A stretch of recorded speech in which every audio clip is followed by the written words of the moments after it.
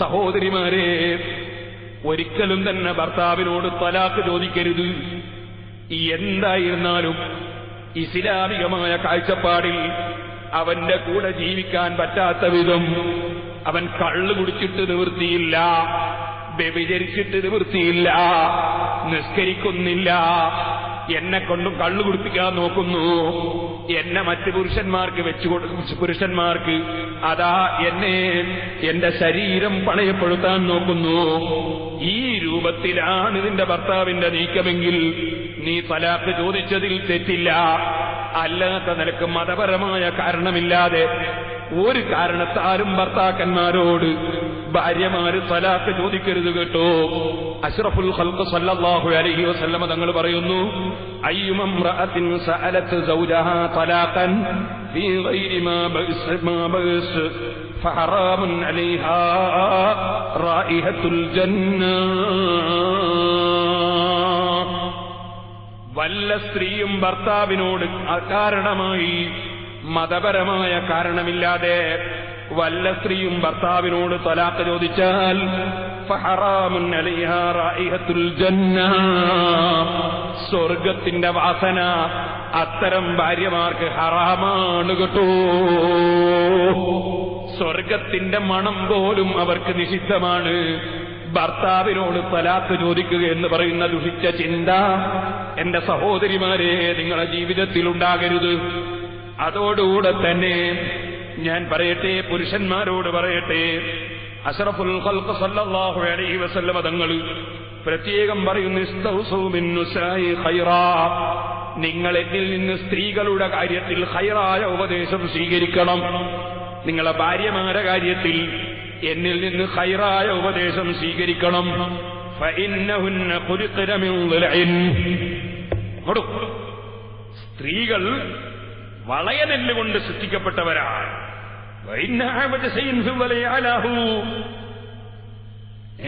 വളയനെല്ല് അതിന്റെ ഭാഗം എപ്പോഴും അതിൽ ഏറ്റവും മേലെയുള്ള ഭാഗം അത് കൂടുതൽ വളവുള്ളതാണ്. നിങ്ങൾ നോക്കും, വളഞ്ഞ എല്ല് അതിനെപ്പോഴും ഇങ്ങനെ വളവുണ്ടാവും. അപ്പൊ അത് നിങ്ങൾ സ്ത്രീകളെ സംബന്ധിച്ച് ആദ്യം മനസ്സിലാക്കണം. സ്ത്രീകൾക്ക് അവരുടെ സ്വഭാവത്തിൽ ഒരു ചെറിയ വളവുണ്ടാവും. സ്ത്രീകൾക്ക് വെറുപ്പൊന്നും പിടിക്കണ്ട, ഉള്ളതുപോലെ പറയണ്ടേ. സ്ത്രീകളെ സ്വഭാവത്തിൽ ഒരു ചെറിയ വളവുണ്ടാവും. അത് പെട്ടെന്ന് നിവർത്തിക്കളയാമെന്ന് മനസ്സിലാക്കി നീ പരിശ്രമിച്ചാൽ നീ അത് പെട്ടെന്ന് എന്റെ ഭാര്യനെ ഒറ്റ ദിവസം കൊണ്ട് ശരിയാക്കി കളയാതെ മനസ്സിലാക്കി നീ പ്രവർത്തിച്ചാൽ നീ അതിനെ പൊട്ടിച്ചു കളഞ്ഞു. വളവ് തീരൂലാതെ മാത്രമല്ല പൊട്ടിപ്പോവും. അപ്പൊ എന്ത് വേണം? ഭാര്യമാരെ നമ്മൾ നന്നാക്കി എടുക്കുമ്പോ ശ്രദ്ധിച്ചേ പറ്റൂ. ഞാനൊന്ന് ഉമ്മാനെ കാണാൻ പോട്ടെ, ഉമ്മാനെ വാപ്പാനെ കാണാൻ ഇപ്പം പോട്ട എന്ന് പറഞ്ഞാല് ഞാൻ പോവും. എന്നാ പിന്നെ രണ്ടാമത്തെ മറുപടി ഞാൻ പോവും. പോണ്ടാന്നല്ലേ പറഞ്ഞത്? ഞാൻ പോണ്ടാന്നല്ലേ പറഞ്ഞത്? ഇനി ഇത് പൊട്ടലാണ്ടായ. നേരെ മറിച്ച് ഞാനൊന്ന് ഉമ്മാനെ കാണാൻ പോട്ടെ. ഉമ്മാനെയും ബാപ്പനല്ലേ എപ്പം വേണമെങ്കിലും എനിക്ക് കാണാൻ പോയിക്കൂടെ? അതിനാർക്കാ ഇവിടെ തടസ്സം? എപ്പം വേണമെങ്കിലും നിനക്ക് പോയിക്കൂടെ? ആരാണ് ഇവിടെ തടസ്സം പറയുന്നത് ഉമ്മാനെ കാണാൻ പോട്ടാന്ന്? എന്നാ പിന്നെ ഞാനെപ്പാ പോണ്ട്? നമുക്ക് 2 ദിവസം കഴിഞ്ഞ് ഞാനും കൂടി എല്ലാവരും പോയാൽ പോരെ? നിങ്ങളെപ്പ ഉണ്ടാവുക? ഓ മതി, ക്ലിയർ ആയി. നേരെ മറിച്ച് ആദ്യത്തെ പറച്ചിൽ തന്നെ പോണ്ടാന്നാണോ? എന്നാ പോവും നേ മറുപടി ഉണ്ടാവുള്ളൂ. ഇത് സ്ത്രീകളുടെ സ്വഭാവമാണ്. അതുകൊണ്ടാ നബി സല്ലല്ലാഹു അലൈഹി വസല്ലം നിങ്ങൾ പറഞ്ഞത്, നിങ്ങളത് പെട്ടെന്നങ്ങ് നിവർത്തിക്കളയാമെന്ന് മനസ്സിലാക്കിയാൽ പൊട്ടിപ്പോകും. ഇനി വളഞ്ഞ സ്വഭാവം അങ്ങനെ തന്നെ അവിടെ കിടക്കട്ടെ എന്ന് വെച്ചാലോ, അമ്പള ഒരു കാലത്തും നിവർന്ന് കിട്ടൂല. അപ്പൊ മെല്ലെ നിവർത്തിയെടുക്കാൻ നോക്കണം എന്നാണ്.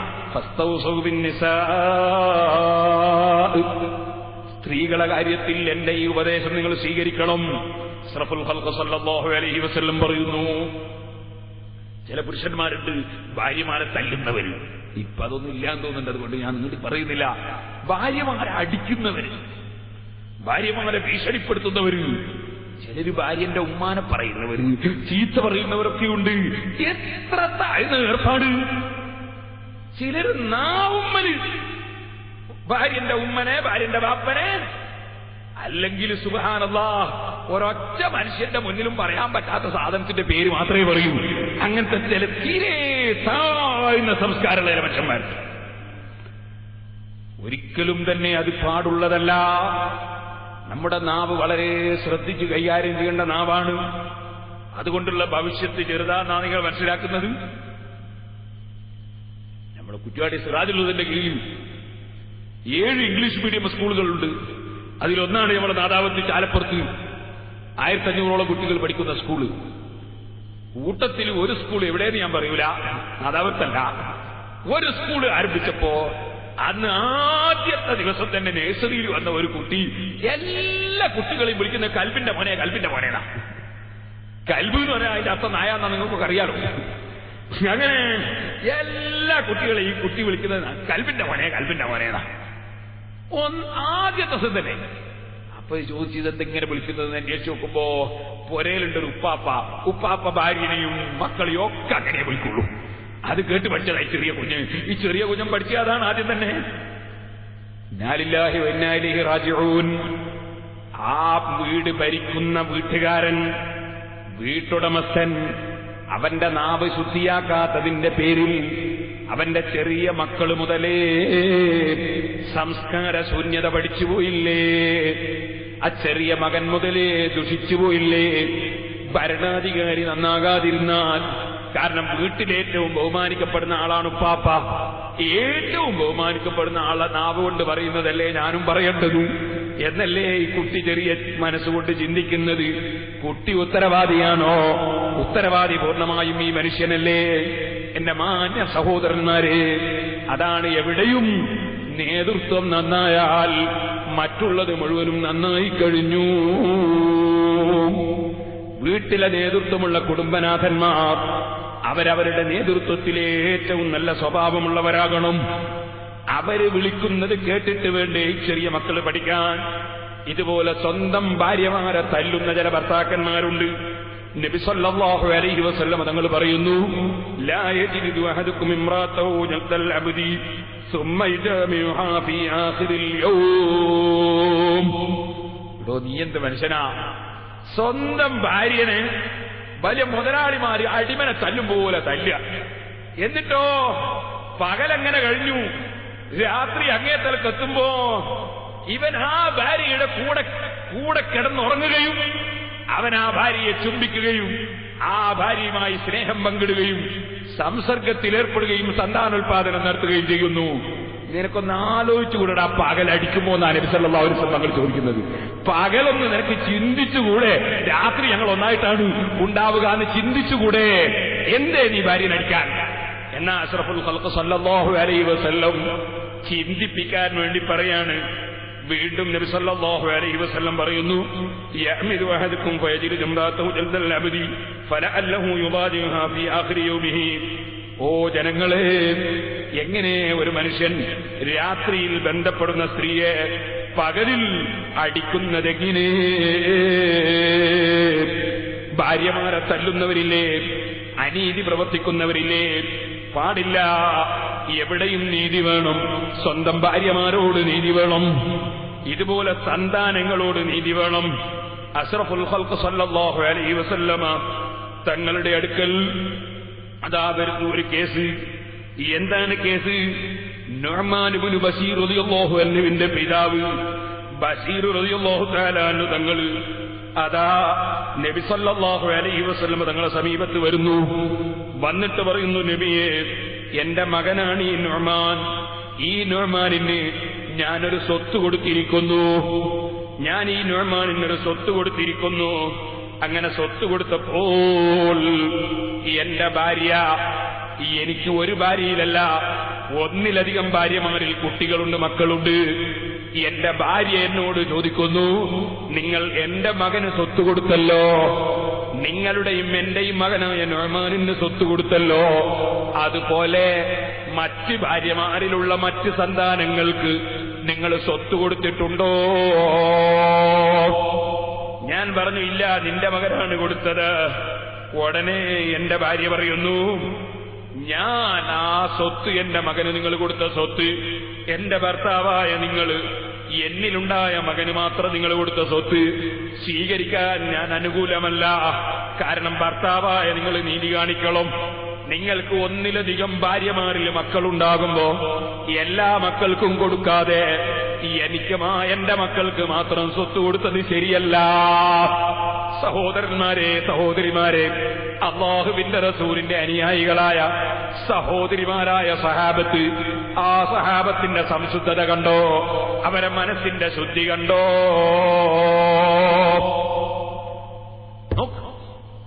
നമ്മളിപ്പോ ഒരാൾക്ക് 2 ഭാര്യ ഉണ്ടെങ്കിൽ വളരെ ഉയർന്നൊരു സംഗതിയാണത്. അതിരിക്കട്ടെ, 2 ഭാര്യ ഉണ്ടെങ്കിൽ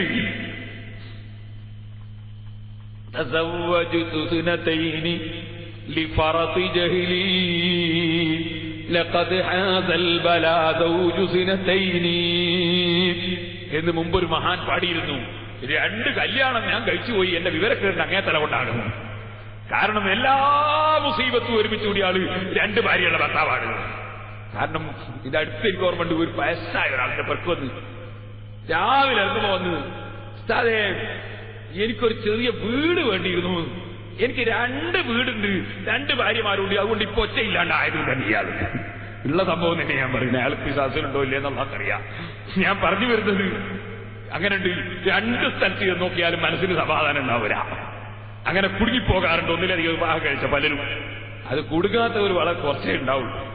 ഇരിക്കട്ടെ, അങ്ങനെ നുഅ്മാൻ ഇബ്നു ബശീർ റളിയല്ലാഹു അൻഹുവിന്റെ മാതാവ് ഒരു ഭർത്താവിന് 2 ഭാര്യയുള്ളതിൽ ഒരു ഭാര്യയാണ്. പക്ഷേ വളരെ നീതിബോധമുള്ള സ്ത്രീയാണ്, സഹാബിയത്തായ വനിതയാണ്. എന്റെ മകന് മാത്രം എന്റെ ഭർത്താവ് കൊടുക്കുന്നത് ശരിയല്ല. എന്റെ ഭർത്താവ് കൊടുക്കുമ്പോ അപ്പുറത്തെ മകനും കൊടുക്കണം, അപ്പുറത്തെ ഭാര്യന്റെ മകനും കൊടുക്കണം. അതാണ് നീതി. ഞാൻ സ്ത്രീകളോട് പറയട്ടെ, നമുക്ക് 4 ആൺകുട്ടികളുണ്ട്, ആൺമക്കള് 4 ഒരാള് കെട്ടിയത് നിന്റെ ആങ്ങളന്റെ മകളെ, ഒരാള് കെട്ടിയത് നിന്റെ ജ്യേഷ്ഠത്തിന്റെ മകളെ, ഒരാള് കെട്ടിയത് നിന്റെ ഭർത്താവിന്റെ കുടുംബത്തിൽ നിന്ന്, വേറൊരാള് കെട്ടിയത് ഒരു അന്യ കുടുംബത്തിൽ നിന്ന്. എന്നാ ചില ഉമ്മാർക്ക് എന്തുണ്ടാവുന്നറിയോ? എന്ത് വരുമ്പോഴും ആങ്ങളുടെ മോൾക്കൊന്ന് കൂടുതൽ കൊടുക്ക, അതുപോലെ ആങ്ങളന്റെ മോളായ ഭാര്യയ്ക്ക് ഒരു പരിഗണന കൊടുക്ക. ഇങ്ങനത്തെ ഒരു ചിന്ത അല്ലേ? എന്റെ ജ്യേഷ്ഠത്തിന്റെ മകളായ ഭാര്യയ്ക്ക്, എന്റെ മകന്റെ ഭാര്യ തന്നെ, അവർക്കൊരു പരിഗണന കൊടുക്കുക. ഇങ്ങനത്തെ ചിന്തയുള്ള ചില സ്ത്രീകൾ ഉണ്ടാകാറുണ്ട്. പാടില്ല, നീതി വേണം. മകന്റെ ഭാര്യമാരോട് എല്ലാവരോടും ഒരുപോലെ പെരുമാറണം. മകന്റെ ഭാര്യമാരിൽ നിന്ന് ഒരു ഭാര്യയോട് മാത്രം പ്രത്യേക സ്നേഹം കാണിക്കരുത്, പ്രത്യേകം കൊടുക്കരുത്, പ്രത്യേകം സൽക്കരിക്കരുത്. അവളെ വീട്ടുകാർ വരുമ്പം പ്രത്യേകം കോളുണ്ടാക്കരുത്. എല്ലാവരോടും ഒരുപോലെ പെരുമാറണം. എവിടെയും വേണം നീതി. ഇരിക്കട്ടെ, ബഹുമാനപ്പെട്ട നുഅ്മാൻ ഇബ്നു ബശീർ റളിയല്ലാഹു അൻഹു പറയുന്നു, എന്റെ മാതാവ് ബാപ്പയോട് പറഞ്ഞു, എന്റെ മകന് മാത്രം നിങ്ങൾ കൊടുത്തത് ഞാൻ ഇഷ്ടപ്പെടുന്നില്ല, അല്ലെങ്കിൽ അല്ലാഹുവിന്റെ റസൂലിന്റെ അംഗീകാരം കിട്ടണം, അല്ലാതെ എനിക്ക് എന്റെ മകനത് വേണ്ട. പണം കാണുന്ന സമയത്ത് നീതി മറന്നു പോകുന്നവരാണ് ലോകത്തുള്ള ഏകദേശം ആളുകളും. ഖിയാമത്ത് നാളിന്റെ പ്രത്യേകം ഒരു ലക്ഷണവുമാണത്. പണമങ്ങ് കാണുമ്പോ നീതി മറന്നുപോകുന്നു, ആഖിറം മറന്നുപോകുന്നു. അല്ലാഹുവിന്റെ റസൂല് പറഞ്ഞില്ലേ, യഅതി അലന്നാസി സമാനുൻ ലാ യുബാലിൽ മർഉ മാ അഖദ മിൻഹു അമിനൽ ഹലാലി അം മിനൽ ഹറാം. ഒരു കാലം വരാറുണ്ട്, ആ കാലഘട്ടത്തിൽ എനിക്ക് കിട്ടുന്നത് ഹറാമ് മുഖേനയാണോ ഹലാല് മുഖേനയാണോ എന്ന് ചിന്തിക്കാതെ പണം വാങ്ങുന്ന, പണം സമ്പാദിക്കുന്ന ഒരു കാലം വരാനുണ്ട് കേട്ടോ. ഇന്നലെ ഞാനൊരു സ്ഥലത്തു കൂടി ഇങ്ങനെ യാത്ര പോകുമ്പോ ഒരാളെ എനിക്ക് ചൂണ്ടിക്കാണിച്ചു തന്നു. എന്നിട്ട് വേറൊരാൾ പറഞ്ഞു അയാളൊരു മദ്രസന്റെ സെക്രട്ടറി ആയിരുന്നു. സുബ്ഹാനല്ലാഹ്, ഉള്ള പണം മുഴുവനും മുക്കിയപ്പോ അയാളെ പുറത്താക്കിയതാണ്. ഞാൻ എവിടെ ആളെ ഒന്നും പറയുന്നില്ലല്ലോ. ഞാൻ പറഞ്ഞു വരുന്നത് ഒരു സ്ഥാപനത്തിന്റെയോ സംഘടനയുടെയോ പിരിവെടുക്കുന്ന വ്യക്തിയോ കൈവശപ്പെടുത്തുന്ന വ്യക്തിയോ ആയിട്ട് പിന്നെ കണക്ക് കൊടുക്കാത്തവരില്ലേ? കമ്മിറ്റി തന്നെ കണക്ക് അവതരിപ്പിക്കാത്തവരില്ലേ? കൊടുക്കാത്തവരില്ലേ? എന്റെ കൈ കിട്ടിയതാരാ ചോദിക്കാനെന്ന് പറയുന്നവരില്ലേ? കാരണം ആഖിറത്തെക്കുറിച്ച് വിശ്വാസമില്ല, നീതിമാനായ റബ്ബിന്റെ കോടതിയെക്കുറിച്ച് വിശ്വാസമില്ല. ശരിയായ വിശ്വാസമുണ്ടെങ്കിൽ എങ്ങനെ ഒരു കണക്ക് കാണിക്കാതിരിക്കാൻ കഴിയും? എങ്ങനെ പണം സമ്പാദിക്കാൻ കഴിയും? യതീമിന് വേണ്ടിയെന്ന് പറഞ്ഞ് പിരിവെടുത്തിട്ട് കൈവശപ്പെടുത്തുന്നവരില്ലേ? പാവപ്പെട്ടവർക്ക് പിരിവെടുത്ത് കീശയിലിടുന്നവരില്ലേ? പള്ളിക്കും മദ്രസക്കും പിരിവെടുത്തിട്ട് പിന്നെ അതിന്റെ കണക്ക് കാണാത്തവരില്ലേ? സിറാജുൽ ഹുദയുടെ പരിപാടി തുടങ്ങിയ കാലത്ത് ഞാനൊരു മുസ്ലിയാരെ കമ്മിറ്റിയിൽ നിന്ന് ഒഴിവാക്കി. അയാൾ കുറെ നാശം വെച്ചിടാൻ നോക്കി. ഇത് വേറെ വിഷയം. അല്ലാഹു അയാളെ നന്നാക്കട്ടെ. കാരണം എന്തായിരുന്നു നിങ്ങൾ? ഒരു ദിവസം ഞാൻ ചെന്ന് നോക്കുമ്പോ ഒരു നേർച്ചപ്പെട്ടി, ആ നേർച്ചപ്പെട്ടി സിറാജുലേക്ക് വേണ്ടി ഉപയോഗിക്കുകയാണ് ഇയാൾ. ഞാൻ പെട്ടിയൊന്ന് എടുത്തു നോക്കുമ്പോ ഉള്ളാളത്തെ മക്ബറന്റെ നേർച്ചപ്പെട്ടി ഇയാൾ സിറാജുലതിന്റെ പെട്ടിയാക്കി മാറ്റിയതാ. ഞാൻ അയാളെ വിളിച്ചു പറഞ്ഞു, പറ്റില്ല ഇത്. കാരണം വകമാറി ഒരു വസ്തുവും ഉപയോഗിക്കാൻ പാടില്ല, ചെലവഴിക്കാൻ പാടില്ല. അല്ലാഹുവിന്റെ ഖജനാവിൽ എത്രയുണ്ട്? ഒരിക്കലും പാടില്ല. പിന്നൊരു ദിവസം ഒരാൾ എന്നോട് പറഞ്ഞു, അന്ന് ഓലശെറ്റ് കെട്ടിയിട്ട് ഷെഡിൽ പായ വിരിക്കുന്ന കാലമാണ്. അപ്പൊ എന്നോടൊരാൾ പറഞ്ഞു, പായ വാങ്ങാൻ പൈസ ഇല്ല ഉസ്താദേ എന്ന് ചോദിച്ചു. ഞാൻ പറഞ്ഞു, ഇല്ല, പൈസ ഇല്ലാത്തതുകൊണ്ടാ വാങ്ങാത്തത്. എന്നാലും നിങ്ങളെ ഒരു പ്രധാനപ്പെട്ട ഒരാളുണ്ടല്ലോ, അയാളെ കയ്യിൽ പായ വാങ്ങാൻ വേണ്ടി ഇന്ന ആൾ പൈസ കൊടുത്തിട്ടുണ്ട്. അഹമ്മദ് അജി എന്നൊരാൾ, അയാൾ വെച്ചു. അല്ലാഹുവിന്റെ ഖബർ സന്തോഷത്തിലാക്കും. അയാൾക്ക് അല്ലാഹുവിന്റെ സ്വർഗ്ഗം കൊടുക്കട്ടെ.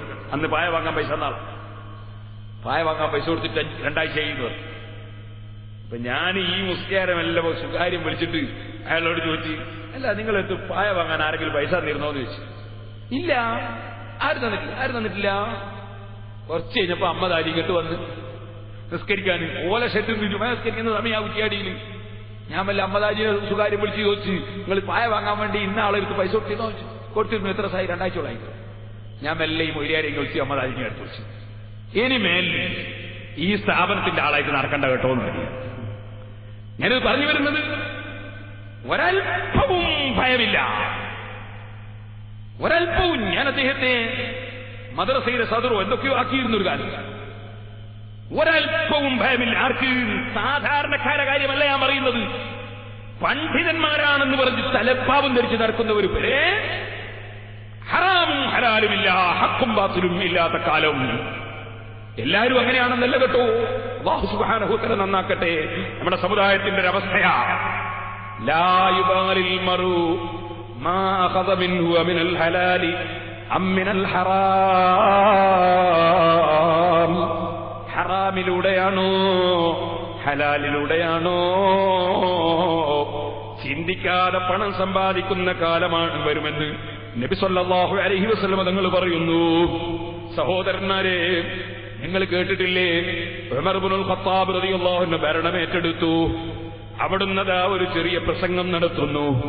ആ പ്രസംഗത്തിൽ പറഞ്ഞു, നിങ്ങളൊക്കെ എന്നെ അനുസരിച്ച് മുന്നോട്ട് പോകണം കേട്ടോ, ഭരണാധികാരിയായ എന്നെ അനുസരിച്ച് മുന്നോട്ട് പോകണം കേട്ടോ. ഉടനെ തന്നെ ഹുദൈഫ റളിയല്ലാഹു അൻഹു എഴുന്നേറ്റ് പറയുന്നത്, അനുസരിക്കൂല. ഉമർ ഇബ്നുൽ ഖത്താബ് റളിയല്ലാഹു അൻഹുവിനോട് പറയാണ്, അനുസരിക്കൂല. എന്താ ഹുദൈഫ നീ അനുസരിക്കാത്തത്? ഞാൻ ഭരണാധികാരിയല്ലേ. ഹുദൈഫ റളിയല്ലാഹു അൻഹുവിന്റെ മറുപടി, നിങ്ങൾക്ക് 2 കുപ്പായമുണ്ട്, നിങ്ങൾക്ക് 2 കുപ്പായമുണ്ട്, ഞങ്ങൾക്കൊക്കെ ഓരോ കുപ്പായമാണ്. 2 കുപ്പായത്തിന്റെ കണക്ക് പറയാതെ അനുസരിക്കൂല. സുബ്ഹാനല്ലാഹ്.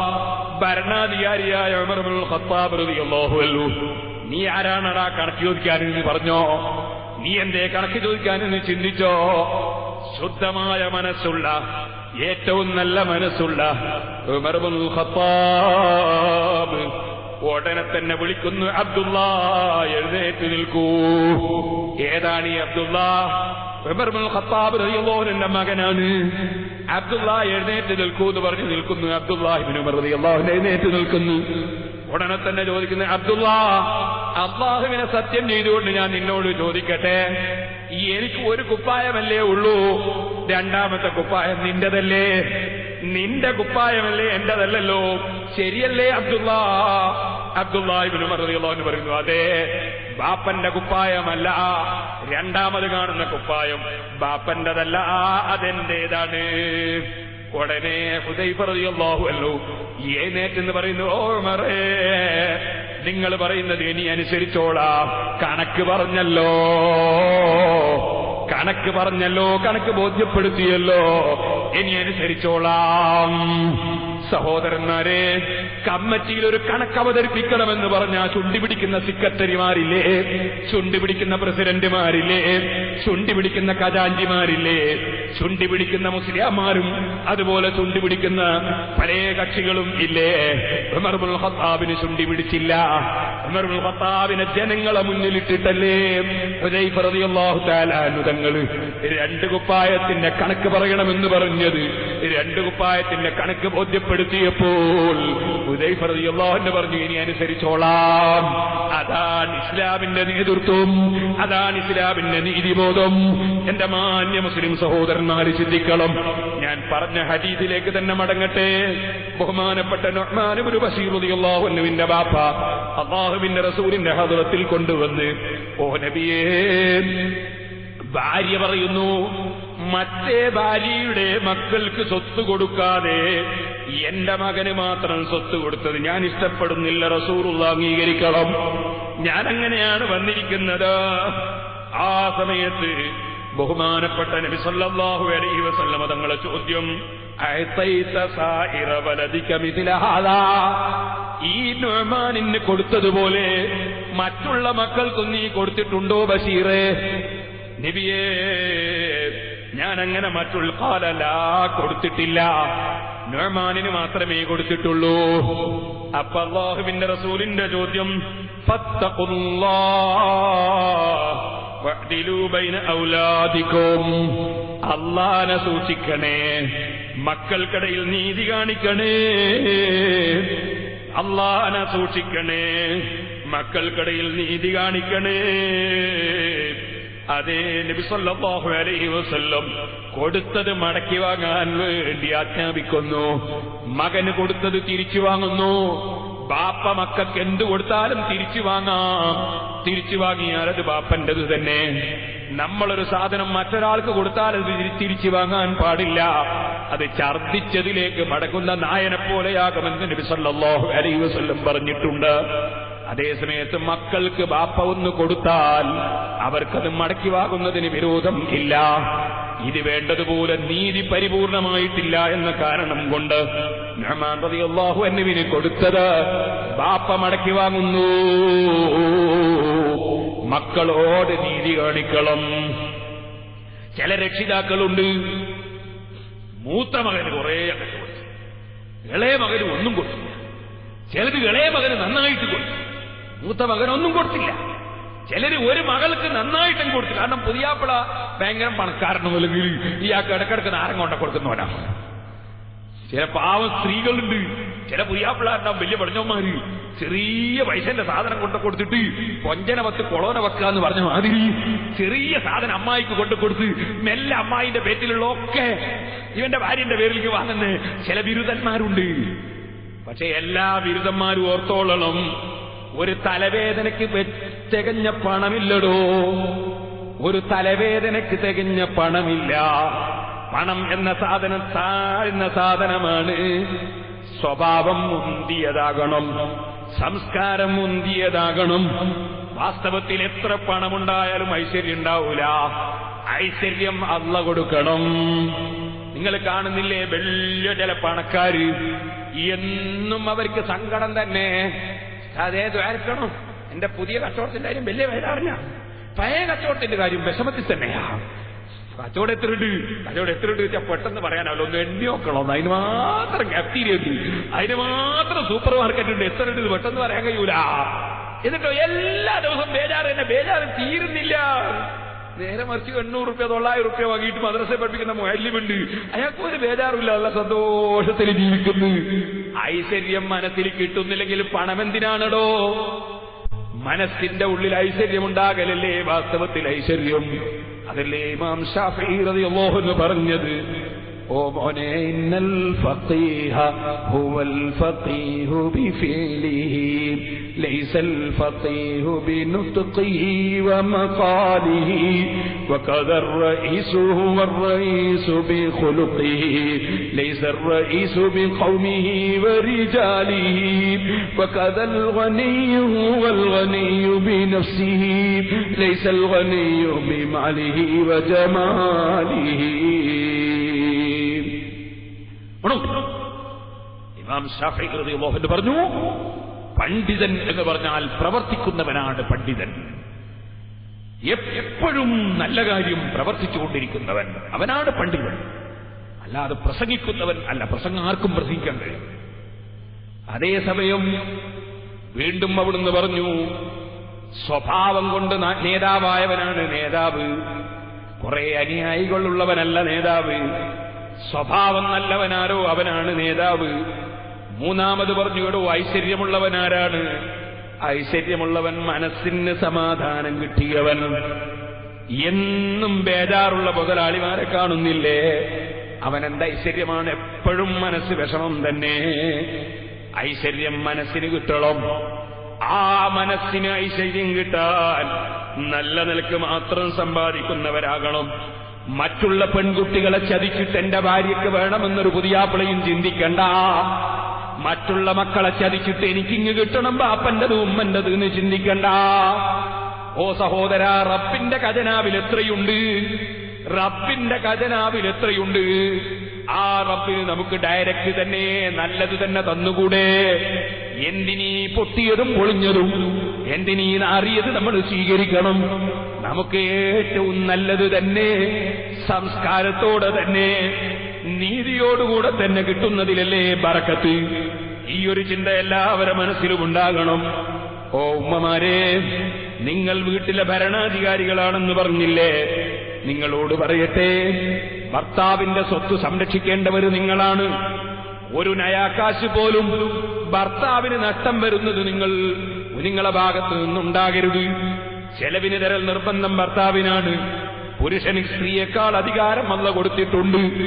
നീസാം മുതൽക്കെല്ലാം താലിമീങ്ങളും പഠിക്കുന്നതല്ലേ അത്? അല്ലേ? നീസാനിന്റെ തുടക്കം തന്നെ ഫഅല, അവനൊരു പുരുഷൻ ചെയ്തു എന്നാ. ആദ്യം തന്നെ ഒരു സ്ത്രീ ചെയ്തു എന്നല്ല. കാരണം പുരുഷനെ മുന്തിക്കൊള്ളുന്ന മീസാന്റെ തുടക്കം തന്നെ പഠിപ്പിക്കുന്നത്. ഫഅല, അവനൊരു പുരുഷൻ ചെയ്തു. ഫഅല, അവർ രണ്ടു പുരുഷന്മാർ ചെയ്തു. ഫഅലു, അവർ പല പുരുഷന്മാർ ചെയ്തു. പിന്നെ ഫഅലത്ത്, ഒരു മൂലയെന്ന സ്ത്രീയും ചെയ്തു. അങ്ങനെയാണല്ലോ. അപ്പോ പുരുഷനെ മുന്തിക്കപ്പെടണം. അത് മീസാൻ മുതലേ പഠിച്ചു തന്നൊരു വിഷയമാണ്. പുരുഷനാണ് സ്ത്രീയെക്കാൾ സ്ഥാനം. ഖുർആനിൽ അല്ലാഹു തആല പറഞ്ഞതും ആണ്, വലിരിജാലി അലൈഹിന്ന ദറജ, പുരുഷന്മാർക്ക് സ്ത്രീയേക്കാൾ പദവിയുണ്ട്. അത് നിഷേധിക്കുന്നതിന് അർത്ഥം ഇല്ല, ബുദ്ധിപരമായും ശരിയല്ല. അപ്പൊ പുരുഷന്മാർ, ഖുർആൻ നിങ്ങൾ കണ്ടില്ലേ, ആദം നബി അലൈഹി സ്വലാത്തു വസ്സലാമിനെ അല്ലാഹു പഠിച്ചു, ഹവ്വാ റളിയല്ലാഹു അൻഹയും അല്ലാഹു പഠിച്ചു. എന്നിട്ടോ ഖുൽനാ യാ ആദമു ഉസ്കുൻ അൻത വസൗജുകൽ ജന്ന, നമ്മൾ പറഞ്ഞു ആദമേ, ആദം നബീനെ വിളിച്ചു. ആദം നബീനെ വിളിച്ചു, ഉസ്കുൻ അൻത, നീ സ്വർഗത്തിൽ അവിടെ താമസിച്ചോ, വസൗജുക, നിന്റെ ഭാര്യയും. ഭർത്താവിന്റെ കൂടെ ഭാര്യ, അല്ലാതെ ഭർത്താവിനെ ഹവ്വാ എന്ന് ഹവ്വായെ വിളിച്ചിട്ട് നീ അവിടെ കൂടിക്കോ, ഭർത്താവിനെയും കൂട്ടിക്കോ എന്നല്ല പറഞ്ഞത്. പിന്നെ യാ ആദമു ഉസ്കുൻ അൻത വസൗജുകൽ ജന്ന, ആദമേ നീ അവിടെ സ്വർഗത്തിൽ താമസിച്ചോ, വസൗജുക, അതിന്റെ ഭാര്യയും താമസിച്ചോ. അപ്പൊ ഭർത്താവിന്റെ കൂടെ ഭാര്യയാണ്. അത് ഖുർആനിൽ നല്ല ബുദ്ധിയുള്ള ആർക്കും അത് തള്ളാൻ കഴിയില്ല. എന്ത് ഫെമിനിസം എന്ന് പറഞ്ഞാലും എന്ത് വിഷയം പറഞ്ഞാലും ബുദ്ധിയുള്ളവർക്ക് അത് തള്ളാൻ കഴിയില്ല. പുരുഷന്റെ കൂടെ സ്ത്രീ. കേട്ടോ, നിങ്ങൾ നോക്ക്, നിങ്ങൾ റേഷൻ കാർഡ് എടുത്തു നോക്ക്. റേഷൻ കാർഡിൽ കുടുംബനാഥന്റെ പേരിലാണ്, കുടുംബനാഥയുടെ പേരിലല്ല, കുടുംബനാഥന്റെ പേര്. കാരണം പുരുഷനെ മുന്തിക്കുകയാണ് എല്ലാം. അത് ബുദ്ധിയുടെ താല്പര്യമാണ്. എത്ര ബസ് ഓടുന്നുണ്ട് വടകരന്ന് തൊട്ടിൽ പാലത്തേക്ക്, ഒറ്റ പെണ്ണും ഇല്ലാലോ ഡ്രൈവർ ഇല്ലേ? ഇനിയിപ്പോ കുറച്ചു കാലം കഴിയുമ്പോൾ തുടങ്ങും നമ്മളെ പെണ്ണുങ്ങളൊക്കെ ഇപ്പൊ ഇങ്ങനെ ആണുങ്ങളെ കൂടെ പോയിട്ട് ഇങ്ങനെ ഡ്രൈവിംഗ് പഠിക്കുകയാണ്. ഇരിക്കട്ടെ, എന്തൊക്കെയാ നടക്കുക ആയാലും ഇവനിങ്ങനെ കിടന്നുറക്കുമ്പോ ചിലപ്പോ കാറ് പിടിച്ചുകൊണ്ട് പോകുമെന്നറിയില്ല, എന്തൊക്കെയാ നടക്കാന്നറിയില്ല. ഇരിക്കട്ടെ, പുരുഷനും സ്ത്രീയും ഒരുപോലെ അല്ല. പുരുഷന് പവറുണ്ട്. ആ പുരുഷനാണ് ചെലവ് വഹിക്കേണ്ടത്. കാരണം സ്ത്രീ ദുർബലയാണ്. അവൾക്ക് നിന്റെ ഭക്ഷണത്തിന് വേണ്ടി നീ പോയി ഉന്തുവണ്ടി ഉന്തിയിട്ടുണ്ടാക്കണം, നീ കടലിൽ പോയി മത്സ്യം പിടിക്കണം, നീ തെങ്ങുമ കയറിയിട്ട് തേങ്ങ പറിക്കണം, നീ ചുമട്ടുതൊഴിലാളിയായിട്ട് നീ കെട്ടെടുക്കണം, നീ ക്ലീനറാകണം, ഡ്രൈവറാകണം, നീ വികാസത്ത് കിണറ്റിലിറങ്ങി കിണറുയിക്കണം എന്നൊന്നും സ്ത്രീകളോട് കൽപ്പനയില്ല. മരണത്തെക്കുറിച്ച് ചിന്തയില്ലാതെ നമ്മുടെ സ്ത്രീകൾ എത്രയാണ് അധപ്പതിച്ചു പോയത്, നമ്മുടെ ചെറുപ്പക്കാരെത്രയാ അധപ്പതിച്ചു പോയത്. ഞാൻ ദുബായിൽ നിൽക്കുമ്പോ ഒരു ചങ്ങാതി ഫോൺ ചെയ്തിട്ടറിയോ, കുറ്റ്യാടിയിൽ നിന്ന് ഒരു ദിവസം ഒരു സ്ത്രീ വന്നിട്ട് എന്നോട് ഒരു മസ്കല ചോദിച്ചു, എന്റെ ഭർത്താവ് സൗദി അറേബ്യയിലുള്ളത്, ഫസ്റ്റ് ചെയ്യാൻ പറ്റുമോ ചോദിച്ചു. ഞാൻ ചോദിച്ചു അതിനാ ഫസ്റ്റ് ചെയ്ത്? അത് കുറച്ച് ദിവസമായി കത്തൊന്നും അയക്കാത്തുള്ളൂ, കുറച്ച് ദിവസമായിട്ട് കത്തൊന്നും അയക്കാറില്ല. ഞാൻ ചോദിച്ചു പൈസ അയക്കല്ലോ, കുറെ ദിവസമായി പൈസ അയക്കാത്ത. എന്നിട്ട് ചോദിച്ചു എന്റെ മകനുണ്ട്, ഞാൻ പുളിക്കൽ മുജാഹിദിന്റെ കോളേജിൽ കൊണ്ടുപോയി ചേർത്തിരിക്കുന്നത്. ഞാൻ ഇങ്ങനെ ആലോചിച്ച് ഭർത്താവ് പോയി മോനും പോയല്ലോ പക്ഷേ ഈ കുട്ടിക്ക് ഇയാൾക്ക് കാരണം മരിച്ചാലൊരു യാസീനോദനം ഉണ്ടാവില്ലല്ലോ, മകനെയും നഷ്ടപ്പെടുത്തിയല്ലോ ഈ പെണ്ണ്. ഞാൻ ചോദിച്ചു അതെന്തിന് പുളിക്കെ കൊണ്ടുപോയി ചേർത്ത് പുളിക്കാത്ത സ്ഥലത്ത് ചേർത്തുകൂടായിരുന്നോ? നിനക്കൊരു യാസീനോന്ന് ഒരു മകനാക്കി വളർത്തിക്കൂടായിരുന്നോ? ഏതായാലും നിന്റെ ടെലിഫോൺ നമ്പർ, ഭർത്താവിന്റെ ടെലിഫോൺ നമ്പർ കൊണ്ടാകുന്നു. അപ്പൊ നമ്മൾ DTM വഴി ജിദ്ദയിലാണെന്ന് അപ്പൊ ഞാൻ മനസ്സിലാക്കി. അയാളെ വിളിച്ച് പറഞ്ഞിട്ട് അയാളെ കൊണ്ടത് വയതുവരയിച്ചിട്ട് അയാളൊന്ന് നന്നാക്കാൻ വിചാരിച്ചു. അങ്ങനെ ഞാൻ നമ്പർ തരാൻ പറഞ്ഞു. ഇവള് പറഞ്ഞ് നമ്പർ കൊണ്ടുത്തരാന്ന് പറഞ്ഞു. ഇവള് പോയി. കുറച്ച് ദിവസം കഴിഞ്ഞ് ഇവള് നമ്പറൊന്നും കൊണ്ടു തന്നില്ല. ഞാൻ ദുബായിലെത്തിയപ്പോ ഒരു ചെറുപ്പക്കാരൻ വിളിക്കുന്നു അബുദാബിന്ന്. വിളിച്ചിട്ടുണ്ടോ ഉസ്താദെ നിങ്ങളെടുത്തൊരു ഫസ്റ്റിന്റെ മസ്കല വെച്ചിട്ട് ഒരു പെണ്ണ് വന്നിനോ? ഞാൻ പറഞ്ഞു വന്നിരുന്നു തരും. എന്നാ അവളെ കെട്ടണമെന്ന് വിചാരിക്കുന്ന ആളാ ഞാനിന്ന് അടിവേ. എങ്ങനെയുണ്ട് നിങ്ങളൊന്ന് ആലോചിച്ച് നോക്കൂ. സൗദി അറേബ്യയിൽ ഭർത്താവുണ്ട്, അപ്പൊ ഇവളെ കെട്ടണമെന്ന് അബുദാബിയുടെ ചെറുപ്പക്കാരൻ തീരുമാനിച്ചിരിക്കുകയാണ്. നമ്മളെ സമുദായത്തിന്റെ ഈ കാലഘട്ടത്തിലുള്ള അവസ്ഥയാ ഞാൻ പറയുന്നത്. നമ്മളെ ചിന്തയോ, ഞാനിങ്ങനെ ആലോചിക്കാതെ നമ്മളെ സമുദായത്തിന്റെ കാര്യം, നമ്മൾ കാര്യമായ സേവനം ചെയ്യുന്ന എന്താണെന്നറിയോ? രാത്രി പോയിട്ട് ബാദിന്റെ പോസ്റ്ററങ്ങ് വർക്ക് ചെയ്യുക സമുദായത്തിന് ചെയ്യുന്ന വലിയ സേവനമാണ്. ഇന്ന് ബാദിന്റെ പോസ്റ്ററങ്ങ് വർക്ക് ചെയ്യില്ല. എന്നാൽ ആഹർത്തിലെത്തുമ്പോഴേക്ക് അള്ളാഹുവെ ഞാനൊരു പോസ്റ്റർ വരച്ചിട്ടുണ്ട് കേട്ടോ എന്ന് പറയാലോ. അള്ളാഹ് നന്നാക്കട്ടെ നമ്മളെ സമുദായത്തെ. ഞാൻ വേദനയോടെ പറയട്ടെ, ഈ ചെറുപ്പക്കാരനോട് ഞാൻ ചോദിച്ചു നീ കല്യാണം കഴിച്ചിട്ടുണ്ടോ? ഇല്ല. ആദ്യമായിട്ട് കെട്ടുന്നാണോ ഇവളെ? അതെ. വലിയ പുളിക്കൽ കോളേജിൽ പഠിക്കുന്ന മകനുള്ള ഈ വലിയ പെണ്ണിനെ നീ എന്തിനു കെട്ടണോന്ന് ചോദിച്ചു. അപ്പൊ ഞാനും അവളായിട്ട് അങ്ങനെ പറഞ്ഞു കുറച്ചാണ് ഇവൻ പറയും. ഇന്നാലില്ലാഹി വ ഇന്നാ ഇലൈഹി റാജിഊൻ. നമ്മളെ സമുദായത്തിന്റെ അവസ്ഥ ചിന്തിക്കാനാ ഞാൻ പറഞ്ഞത്. കല്യാണത്തിന്റെ തലേ ദിവസം കള്ള് വിളമ്പുകയല്ലേ മുസ്ലിം വീടുകളിൽ.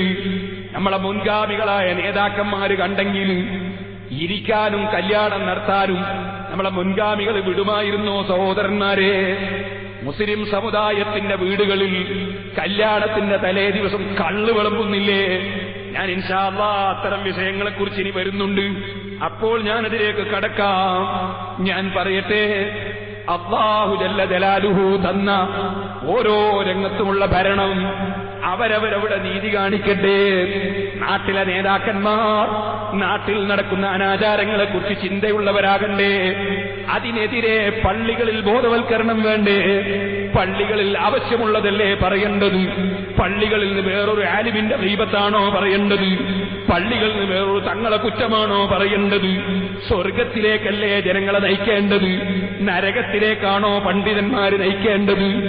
അതുപോലെ ഓരോ പള്ളികളിലും ജനങ്ങളെ സന്മാർഗത്തിലേക്ക് നയിക്കുന്ന വാചകങ്ങളല്ലേ പറയേണ്ടത്? അതിന് പകരം ജനങ്ങൾക്ക് അനാവശ്യമാണോ പറഞ്ഞു കൊടുക്കേണ്ടത്? ഓ സഹോദരന്മാരെ, സഹോദരിമാരെ, ഭാര്യമാർ, ആ ഭാര്യമാർ അവരുടെ ഭർത്താവിന്റെ വീട്ടിൽ ഭർത്താവിന് ഇഷ്ടപ്പെടാത്ത ഒരൊറ്റ മനുഷ്യന്റെ കാലെടുത്ത് വെക്കാൻ അവരനുവദിച്ചുകൂടാ. അൽമർഅതു റായിയത്തുൻ ഫീ ബൈതി സൗജിഹാ. ഭർത്താവിന്റെ വീട്ടിലെ ഭരണാധികാരിയാണ് സഹോദരിമാര്, ഭാര്യമാർ. അഷ്റഫുൽ ഖൽഖ് മുഹമ്മദുർ റസൂലുള്ളാഹി. വളരെ ശ്രദ്ധിക്കണം. അതുപോലെ ചില സ്ത്രീകളുണ്ട് ഭർത്താക്കന്മാരെ പറഞ്ഞ് ബുദ്ധിമുട്ടിച്ച് ചെലവഴിപ്പിക്കുന്നവര്. ഇയാൾക്ക് എത്ര ശമ്പളം ഒന്നും ആലോചിക്കൂല. ആകെ പള്ളിയിലും മദ്രസയിലും എല്ലാം കൂടി 1500 രൂപ കിട്ടുന്നത്. ഒരു മാസത്തിൽ പറഞ്ഞു കൊടുക്കാണ് ഭാര്യ, അത് വേണോ ഇത് വേണം, കാരണം അപ്പുറത്ത് അതുണ്ട് ഇപ്പുറത്ത് ഇവനിതുണ്ട്. പിന്നെ 1500 ശമ്പളം. മക്കളെല്ലാം ഇംഗ്ലീഷ് മീഡിയത്തിൽ തന്നെ ചേർക്കണോ? അപ്പൊ എത്ര ചെലവ് വേണോ? അത് മറ്റുള്ളവരെല്ലാം പോകുന്നില്ലേ, പിന്നെ നമ്മളെ മോളെ കൊണ്ടുപോയി ചേർക്കാന്നല്ലാതെ എന്താ? അതിനെന്റെ ഭർത്താവിന് കഴിവുണ്ടോ എന്ന് ചിന്തിക്കുന്നുണ്ടോ? ചിന്തിക്കുന്നില്ല. അങ്ങനെ ആരും, ഞാൻ ഇംഗ്ലീഷ് മീഡിയം നടത്തുന്ന ആളാ, പക്ഷേ ബിസിനസിന് വേണ്ടി നടത്തുന്നതല്ല. അതുകൊണ്ട് ആരും ചേർത്തില്ലെങ്കിലും ഒരു ചുക്കും വരാനില്ല. കാരണം നമ്മളെ ബിസിനസ് നമ്മളെ വൈശത്തിന് വേണ്ടിയല്ല നമ്മൾ സ്കൂളൊന്നും നടത്തുന്നത്. മറിച്ച് അത് നമ്മുടെ സമുദായത്തിന് ഇംഗ്ലീഷ് പഠിക്കണം എന്ന ആഗ്രഹം നല്ലതാണ്. ആ ഇംഗ്ലീഷ് വിദ്യാഭ്യാസം പഠിക്കുമ്പോ മദ്രസ പഠനമില്ലാതെ മുട്ടോളം പാവാട ഉടുത്തിട്ട് പെൺകുട്ടികൾ ദീനില്ലാതെ നശിച്ചു പോകുന്നു, ആൺകുട്ടികളും ദീനില്ലാതെ നശിച്ചു പോകുന്നു. അത് കണ്ടപ്പോ ദീനോടുകൂടെ ഭൗതിക വിദ്യാഭ്യാസം നേടണമെന്ന് മനസ്സിലാക്കിയാണ് നമ്മളെ ഇംഗ്ലീഷ് മീഡിയം സ്കൂളുകളൊക്കെ നടത്തുന്നത്. അല്ലാതെ അതുകൊണ്ട് 5 പൈസയും ആർക്കും ലാഭം കിട്ടാനല്ല, കിട്ടിയില്ല, കിട്ടാനൊട്ട് വകുപ്പുമില്ല. ഭരണഘടനയെ തന്നെ ഒരു നയാകാശം ഒരാൾക്കും അധികാരമില്ലാതെ എഴുതി വെച്ചിട്ടാണ് നടത്തുന്നത്. യതീം കുട്ടികൾക്ക് ഫ്രീ ആയിട്ടാണ് നമ്മൾ ഇംഗ്ലീഷ് മീഡിയം സ്കൂളിൽ പഠനം കൊടുക്കുന്നത്. ഞാൻ പറഞ്ഞു വന്നത്, സഹോദരന്മാരെ സഹോദരിമാരെ, നമ്മളെ ഭർത്താവിനോടൊരു കാര്യം പറയുമ്പോ നമ്മൾ ആലോചിക്കണം, ആ ഭർത്താവിന് അതിന് സാധിക്കുമോ ഇല്ലേ എന്ന് നോക്കണം. നമ്മൾ ഇത്ര പൊന്നിന്റെ പവനുള്ള പണ്ടം വേണം എന്ന് പറയുമ്പോ ആ പവന് വാങ്ങിത്തരാൻ എന്റെ ഭർത്താവിന് കഴിവുണ്ടോ എന്ന് നോക്കണം. ഇല്ലെങ്കിൽ ഈ ഭർത്താവ് പോയി നിന്റെ മുമ്പിൽ കുറവാവും. ഭാര്യന്റെ ശല്യം കൊണ്ട് നിവൃത്തിയില്ല, അല്ലേ ഭാര്യന്റെ ആൾക്കാരെ ശല്യം കൊണ്ട് നിവൃത്തിയില്ല. അപ്പൊ പിന്നെ ഭർത്താവ് പോയിട്ട് കടം വാങ്ങും. കടം വാങ്ങിയിട്ട് പിന്നെയോ ചിലപ്പം ബാങ്കിൽ നിന്ന് വാങ്ങിയിട്ട് പലിശ കൊടുക്കേണ്ടി വരും. അല്ലെങ്കിൽ മറ്റൊരാളോട് കടമായി കടത്തിൽ മുങ്ങും. അവസാനം ചിലപ്പോ കടത്തോടുകൂടെ മരിക്കും. വേറെ ചിലർ ഒരു നിലക്കും കടം വീടാതിരിക്കുമ്പോ തൂങ്ങി മരിക്കട്ടെ എന്ന് ചിന്തിക്കും. ഈമാനില്ലാത്തവൻ, തഖ്വയില്ലാത്തവൻ അങ്ങനെ ചിന്തിക്കും. ചിലര് ഞാനിനി വരുന്നില്ല എന്നുള്ള നിലക്ക് നാട് വിടും. ചിലര് പോയാ പിന്നെ മടങ്ങി വരൂല. അപ്പൊ നീ എന്തു ചെയ്യും? ഭർത്താവ് കടം പിടിച്ചിട്ട് ദുബായിൽ കുടുങ്ങി, ഖത്തറിൽ കുടുങ്ങി. അപ്പൊ പിന്നെ ഭർത്താവിങ്ങി വരുന്നില്ല. വരാൻ വേണ്ടി നീ വിളിച്ചപ്പം വരാൻ കഴിയുന്നില്ല. കടത്തിൽ മുങ്ങിപ്പോയി. ആ പാവപ്പെട്ടവൻ അവിടെ കുടുങ്ങി. നിന്റെ ശരീരത്തെ സംരക്ഷിക്കാൻ നിനക്ക് സാധിക്കുന്നില്ല. നിന്റെ ദൗർബല്യത്തിന്റെ മുമ്പിൽ നീ അടിമപ്പെട്ടുപോയി. നീ കാണുന്ന പുരുഷന്റെ പിന്നാലെ ഇറങ്ങിപ്പോയി. നീ കാണുന്ന പുരുഷനെ നിന്റെ ആവശ്യത്തിന് വേണ്ടി വിളിച്ചുപോയി. ഓ, നിന്റെ ദീനും നശിച്ചു, നിന്റെ ഭർത്താവും നശിച്ചു, നിന്റെ കുടുംബവും നശിച്ചു. അതേ സമയത്ത് ഭർത്താവ് ഒരു നയാകാശ് ചെലവഴിക്കുമ്പോ ആവശ്യത്തിനെ ചെലവഴിക്കാവൂ. ശമ്പളം നോക്കിയേ ചെലവഴിക്കാവൂ. വരുമാനം നോക്കിയിട്ടേ വീടെടുക്കാവൂ. വരുമാനം നോക്കിയിട്ടേ വീട് നമ്മൾ മോടി പിടിപ്പിക്കാവൂ. വരുമാനം നോക്കിയിട്ടേ എനിക്ക് നിങ്ങൾ പൊന്ന് വാങ്ങാവൂ. വരുമാനം നോക്കിയിട്ടേ എന്റെ മക്കൾക്ക് ചെരുപ്പെടുക്കാവൂ. വരുമാനം നോക്കിയിട്ടേ എന്റെ മക്കൾക്ക് നിങ്ങൾ ഷർട്ട് എടുക്കാവൂ. ഈ നിലക്കുള്ള ശരിയായ ഉപദേശം, ശരിയായ ചിന്ത സഹോദരിമാരെ നിങ്ങളെ മനസ്സിലുണ്ടായെങ്കിൽ നിങ്ങളെ ഭർത്താവ് രക്ഷപ്പെട്ടു, നിങ്ങളും രക്ഷപ്പെട്ടു, നിങ്ങളെ കുടുംബവും രക്ഷപ്പെട്ടു. നേരെ മറിച്ച് നിന്റെ അനുജത്തിന്റെ കല്യാണം വരുമ്പോ, നിന്റെ അനുജത്തിന്റെ കല്യാണത്തിന് മറ്റേ ഏട്ടത്തിന്റെ ഭർത്താവ് എന്താ കൊടുക്കുന്നതെന്നാ നീ നോക്കുന്നത്. നിന്റെ ഭർത്താവിന് അതിന് സാധിക്കുമോ എന്ന് നീ നോക്കുന്നില്ല. അവരങ്ങനെ കൊടുക്കുമ്പോ ഞാൻ പോവൂല, ഞാൻ കൂടൂല, ഞാൻ പോവൂല, ഞാൻ കൂടൂല, അവരെല്ലാം അത്ര പൊന്നുണ്ടിരുമ്പോ ഞാൻ എന്താ ചെയ്യാ എന്ന് നീ ചോദിച്ചാൽ ഈ പാവപ്പെട്ട ഭർത്താവ് കുടുങ്ങിയില്ലേ? നീതിബോധം വേണം ഉമ്മമാരെ, നീതിബോധം വേണം സഹോദരിമാരെ. എന്റെ ഭർത്താവിന് അത് കഴിയുമോ എന്ന് ചിന്തിക്കണം. എന്റെ ഭർത്താവിന് അതിന് കഴിവുണ്ടോ എന്ന് ചിന്തിക്കണം. ഇല്ലാതെ ഭർത്താക്കന്മാരെ പറഞ്ഞ് ബുദ്ധിമുട്ടിക്കരുത്. ഭർത്താക്കന്മാർ അവർ കട്ടുകൊണ്ടുവരാൻ പറ്റുമോ? പറ്റില്ല. സുബ്ഹാനല്ലാഹ്, അതിനെപ്പറ്റി ഇപ്പൊ പറയുന്നില്ല. മുതലാളി തൊഴിലാളി അതൊരു വലിയ രംഗമാണ്. എന്നോട് ഷാർജന്ന് ഒരു അറബി പറഞ്ഞു, നിങ്ങൾ പറയണോ മലയാളികളോട് പീടിയെന്ന് വക്കരുത് എന്ന് പറയണോ? അയാൾ പറഞ്ഞാട്ടോ എന്നോട് കുറിപ്പിട്ട് ഞാൻ മലയാളിയാണ്. അപ്പൊ എന്താണ് ഏകദേശം പീടിയൊന്നും കക്കുന്നത് അയാൾ പറഞ്ഞു. സൂപ്പർ മാർക്കറ്റിൽ നിന്നൊക്കെ 500 പച്ച നോട്ട് കക്കുകയാണ്, നീല നോട്ട് കക്കുകയാണ്. സുബ്ഹാനല്ലാഹ്, തൊഴിലാളികൾ കക്കുന്നു. യാതൊരു മടിയുമില്ല. മുതലാളിമാർ തൊഴിലാളികൾക്ക് അവകാശപ്പെട്ടത് കൊടുക്കുന്നില്ല. അങ്ങനെ അവരും അനീതി ചെയ്യുന്നു. മുഴുവൻ നാശവും സമൂഹം പേർന്ന് സ്വന്തം മക്കൾക്ക് ഹലാലല്ലാത്തത് തിന്നിച്ചാൽ ഉത്തരവാദി നീയല്ലേ? നിനക്ക് ജനങ്ങളുടെ ഇടയിൽ നല്ല ചെത്തായിട്ട് നടക്കണം, അടിച്ചുപൊളിയായിട്ട് പോകണം. അങ്ങനെ ചിന്തിക്കുന്നതിന് പകരം എനിക്കല്പം അതൊക്കെ കുറഞ്ഞാലും ചെയ്യുന്നത് സത്യത്തിലാകണം, എന്റെ ഓരോ നയാക്കാശും ഹലാലാകണം, എന്റെ മക്കൾക്ക് കൊടുക്കുന്നത് ഹലാലാകണം, എന്റെ ഭാര്യയ്ക്ക് കൊടുക്കുന്നത് ഹലാലാകണം, ഞാൻ ഉപയോഗപ്പെടുത്തുന്നത് ഹലാലാകണം എന്ന ചിന്ത വേണം സഹോദരന്മാരെ.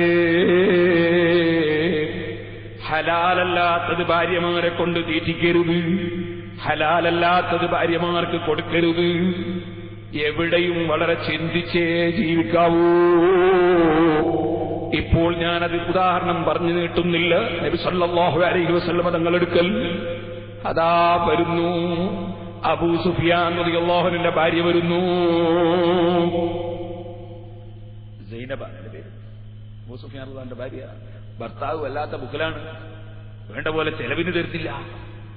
എനിക്ക് കയ്യിൽ സംഖ്യ ഭർത്താവിൻ്റെതിന്റെ കയ്യിൽ വരുന്നുണ്ട്, പക്ഷേ എനിക്ക് കിട്ടേണ്ട അവകാശം ഭർത്താവ് തരുന്നില്ല. എന്റെ കയ്യിൽ ഭർത്താവിന്റെ പണം വരുന്നുണ്ട്, ഭർത്താവിനോട് ചോദിച്ചാൽ തരാൻ കഴിയൂല, കാരണം ഭയങ്കര പതിയില്ല. അതുകൊണ്ട് ഞാൻ മെല്ലെ ഉള്ളുകൂടി വലിക്കാൻ പറ്റുമോ, ഭർത്താവിന്റെ പണം വലിക്കാൻ പറ്റുമോ എന്ന് ചോദിച്ചു. എന്താ കാരണം? എനിക്ക് അവകാശപ്പെട്ടത് കിട്ടിയിട്ടില്ല, ഭർത്താവിന്റെ കൈ പണം ഉണ്ട്, തരാൻ മടിയാണ്, ബഹീറാണ്. അപ്പൊ എനിക്ക് നല്ല കൈ കിട്ടുമ്പോ എനിക്ക് എടുക്കാൻ പറ്റുമോ എന്നാ ചോദിച്ചത്. പറ്റുമെന്ന് നബി സല്ലല്ലാഹു അലൈഹി വസല്ലം തങ്ങൾ മറുപടി പറഞ്ഞു. നിവൃത്തിയില്ലാഞ്ഞിട്ടാ. നേരെ മറിച്ച് അവകാശപ്പെടാത്തതാണെങ്കിൽ പറ്റില്ല, അവകാശപ്പെട്ടത് മാത്രമേ പറ്റുള്ളൂ, അതും കിട്ടാൻ വേറെ വകുപ്പില്ലാത്തത് കൊണ്ടാ. സഹോദരിമാര് ഭർത്താവിൻ്റെത് കക്കരുത്, ഭാര്യയുടേത് കീശയിലാക്കരുത്. ഭാര്യന്റെ സ്വത്ത് കൈകാര്യം ചെയ്യുന്ന ഭർത്താക്കന്മാരുണ്ട്, പാവം പെൺകുട്ടിക്ക് കണക്കാർന്നുകൂടാന്ന് മനസ്സിലാക്കി അവളൊക്കെ ഇങ്ങനെ കീശയിലാക്കിയിട്ട് പിന്നെ അവസാനം എന്റെ വകയിൽ എനിക്കൊന്നും കിട്ടിയിട്ടില്ല, ഇവന്റെ വകയിൽ പാസ്സാക്കുകയും ചെയ്യും ചിലപ്പോ. അങ്ങനെ ആകരുത്. അവളുടേത് അവളുടേത് തന്നെയാണ്, നിന്റേത് നിന്റേത് തന്നെയാണ്. ഓരോന്നും ശരിക്ക് കണക്കുകൾ ചിന്തിച്ചുകൊണ്ട് ചെയ്യണം. വിധി പറയുമ്പോ ശരിയായ വിധി പറയണം. അത് ഓരോരുത്തരോടും ചോദിക്കുന്നതിനനുസരിച്ച് വിധി പറയുമ്പോ വന്ന ആളെ താല്പര്യത്തിന് വിധി പറഞ്ഞുകൂടാ, വിധി ശരിയായ നിനക്ക് പറയണം.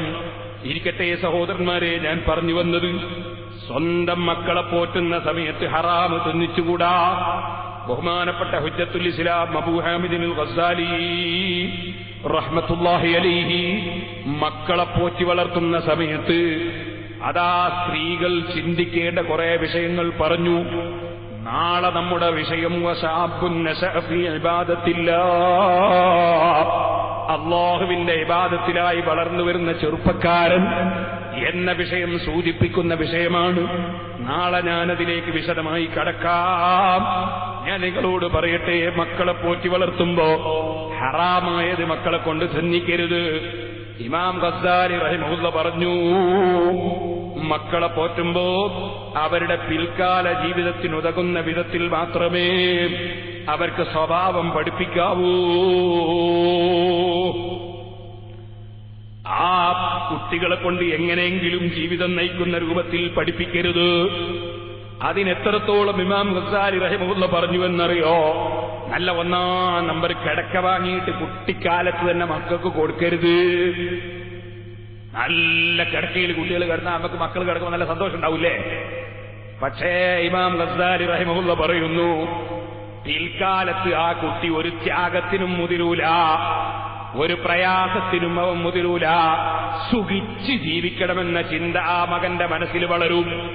ആ മകനെ കൊണ്ട് സമുദായത്തിന് സേവനം കിട്ടൂല, അധ്വാനിക്കാൻ ആ കുട്ടി തയ്യാറാവൂല, കുടുംബത്തിന് വേണ്ടിയും ആ മകനെ അധ്വാനിക്കാൻ കിട്ടൂല.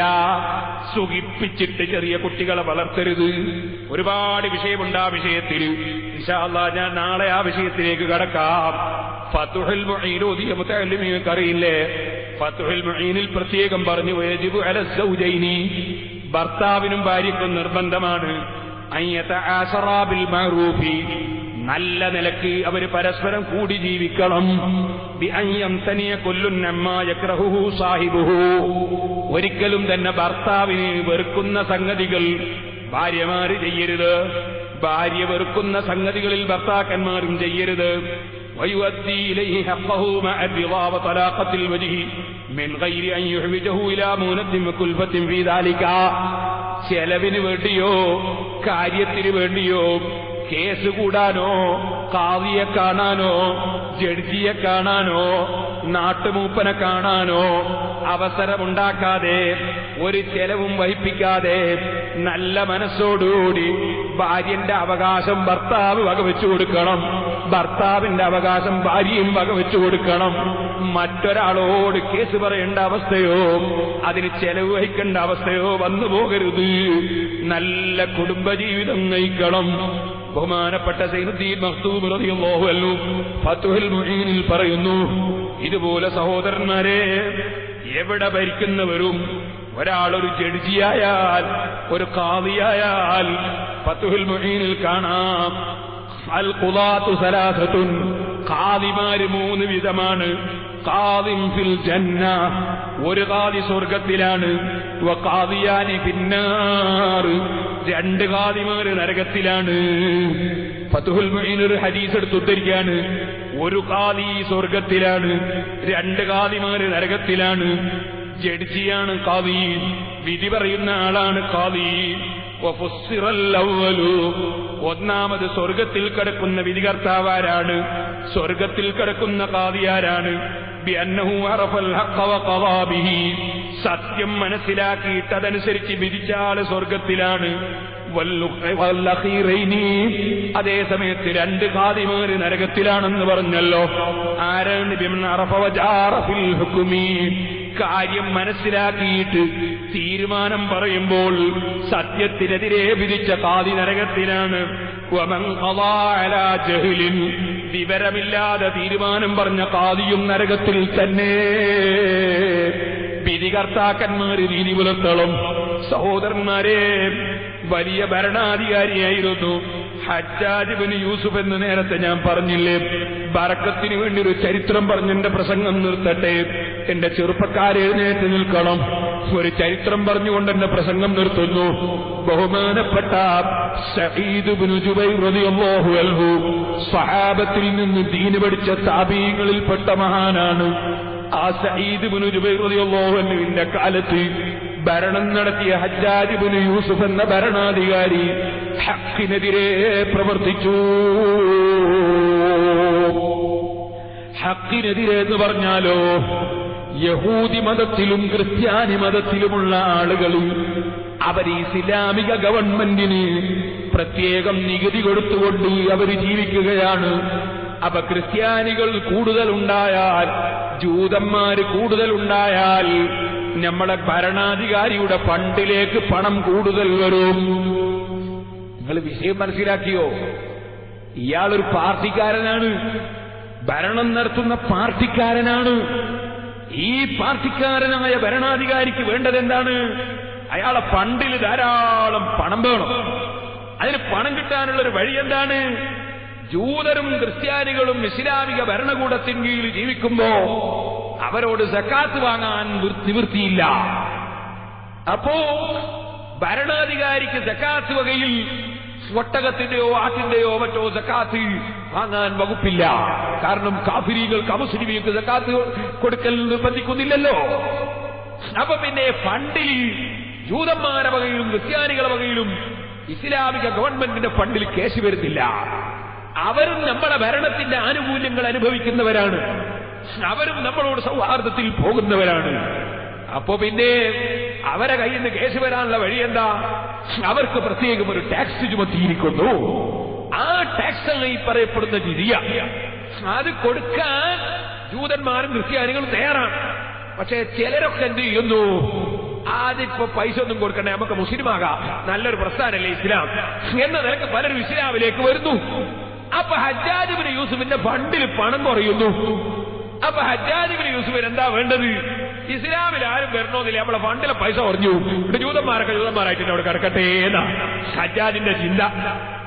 സുബ്ഹാനല്ലാഹ്, ആഖിറം ചിന്തിക്കാത്ത ഭരണാധികാരികൾ, ഈമാനിന് വില കൽപ്പിക്കാത്ത ഭരണാധികാരികൾ, അവരുടെ നാശം ചെറുതല്ലല്ലോ.